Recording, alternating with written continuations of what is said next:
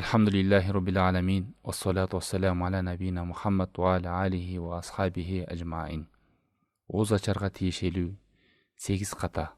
Пайгамбар саллаллаху алейхи вассаламдын сүннөттөрүнө каршы келген амалдар. Адам баласы катаны билүү менен туурага багыт алат. Туураны анык билет. Мурунку алымдар айткандай, кайфа яттaqi ман ла ядри ма яттaqi. Адам кантип таква болсун, адам кантип сак болсун, эмнеден сактанарын билбесе. Биз катаны, туура жолду, туура нерсени буза турган, кемите турган, туурадан алыстата турган нерселерди билип алышыбыз керек. Максатыбыз туура эмес нерсеге түшүп калбаш үчүн. Ооз ачарга тиешелүү 8 катадын биринчи ката ооз ачууну кечиктирүү. Бул сүннөткө каршы нерсе. Пайгамбар саллаллаху алейхи вассаламдын сүннөтүндө жолунда ооз ачарга адам шашылыш керек. Убакыты келери менен оозду ачыш керек. Пайгамбар саллаллаху алейхи вассалам хадисте айткандай, Сохих Муслимде келген: "Ла язалун нас би хайр ма аджалул фитр." Адамдар жакшылыкта боло берет, ооз ачууга шашылганга чейин. Бул дагы ибадат. Адам өзүн Аллах Тааланын алдында жөнөкөй тутуп, ушундай нерсеге шашылуу бул пайгамбар саллаллаху алейхи вассаламдын сүннөттөрүнөн. Ал эми убакыты келип калса дагы кечиктирип, кээ бир адамдардын түшүнүгүндө кечиктирсем мен чыдамкайлыкты, сабырдуулукту, дагы бир таквалыкты көргөзөм дегендей түшүнүктөр бар экен. Бул туура эмес. Таквалык, туура жол, пайгамбар саллаллаху алейхи вассаламдын сүннөтү өз убагында келди, заматта оозду ачуу.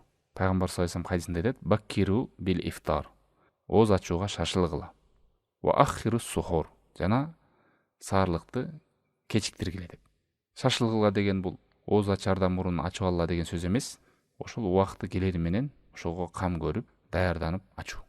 Экинчи ката. Дуа кылганда айрым орозо кармаган адамдар ооз ачарда дуаны унутуп коет. Дуа дегенде жалпы Аллах Тааландан кол көтөрүп, ошол жерде жалым жалбарып дуа кылса, бул жерде дуа кабыл боло турган учур. Тек гана ошол сүннөттө келген дуа эле эмес, адам ошол жерден кенен дуа кылса да болот. Сүннөттөгү дуаны айтып койгондон кийин дагы жалпы дуа кылып Аллах Тааландан суранса болот.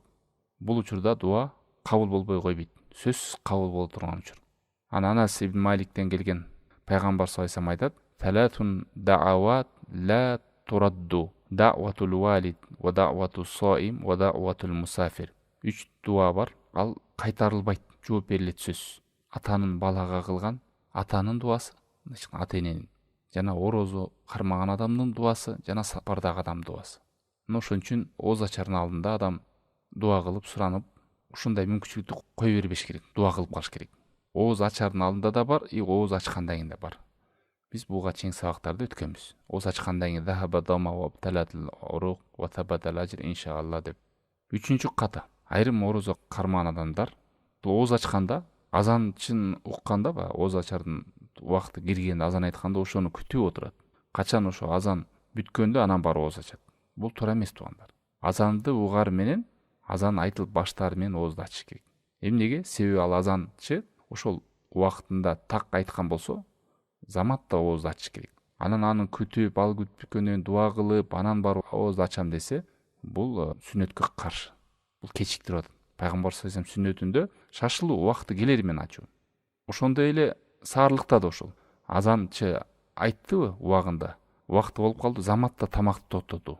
Айтып бүткөнчө убакыт бар дегендей кылып, азанчы бүткөнчө тамакты жей берүү деген эмес. Ошондой эле ооз ачарда да азан айтары менен башын уктуңузбу, азан заматта ооз ачасыз. Азанды күтүп отурбайсыз. 4-чү ката. Ушул эле ооз ачканда азанчыны укканда ошол азандагы айтылган сөздөргө маани бербөө, укпоо, тамак менен эле алек болуу. Туура азанды угары менен ооз ачасыз. Ооз ачкандан кийин ошол азанчыны угуп, эмне десе ошону айтуу. Пайгамбар саллаллаху алейхи вассалам хадисинде айткандай: "Ида сами'тумун нида факулу мисла ма якул муаззин." Эгер силер азанчынын үнүн уксаңар, ал кандай деп айткан болсо, ошондой айткыла. Ал эми тамакты эле жеп отура берүү, азанга көңүл бурбай, бул сүннөткө каршы. Туура оозду ачасыз азанды угары менен, бирок андан кийин азанчынын угуп, сүннөттө келгендей кылып кайталап, анан кайра тамагыңызды улантасыз. 5-чи ката. Шам намазы. Ошо ооз ачканда шам намазы келет. Анан ошол шам намазын кечиктирип, ошол жерде курма суу менен ичип, жеңил жептирип эле намазга турган ордуна кенен отуруп калуу. Ошонун артынан шам намазды кечиктирип окуу. Айрыкча шам намазы убакыты өзү кыска болот. Кечиктирбеш керек. Куранда Маун сүресинин 5-аятында алладина хум ан солатихим сахун. Ушундай адамдар бар. Алар намаздарында сахун деп келген.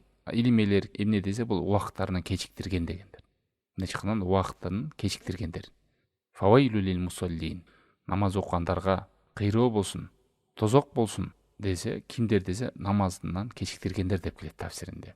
Жөн туугандар, бул жактан бир сооп иш кылып, кайра андан да чоң сооп иштен, жакшылыктан кур калбайлы. Ооз ачар менен намазга шамга шашылалы. Анан шамды окуп келип туруп, шашпай тамак отуруп жейбиз.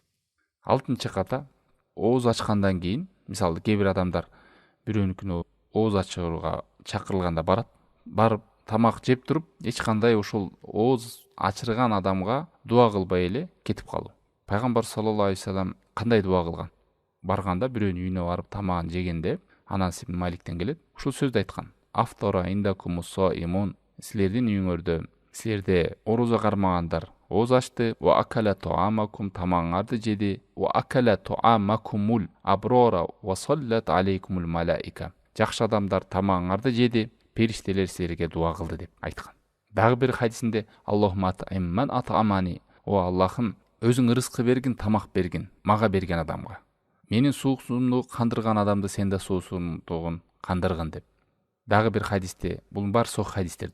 Аллахумма барик лахум фима разактахум. Аллахым, аларга берген рызкыңда сен береке бер. Вагфир лахум вархамхум. Аларды кечире көр, жана райым төгө көр деп. Мына ушул дуалар келген. Урматтуу бир тууганым, бирөөнүкүнө конок болуп барганда, ооз ачар курганда, ошол үй ээсине дуа кылганды унутпаңыз. Бул пайгамбар саллаллаху алейхи вассалам сүннөтүндө келген нерсе.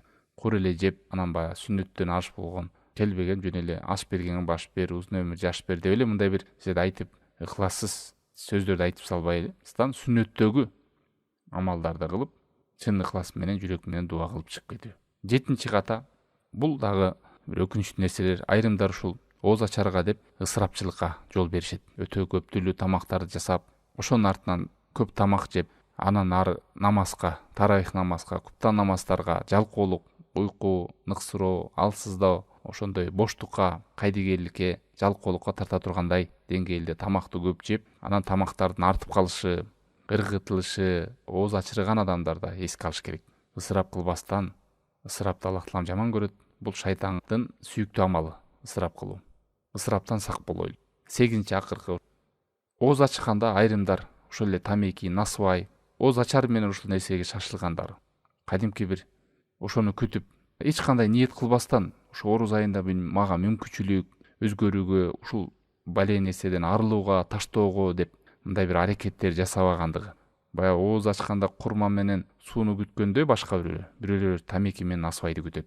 Балким суу менен финикти жээр менен ары жанагы нерсеге умтулушу, тамеки менен насвайга.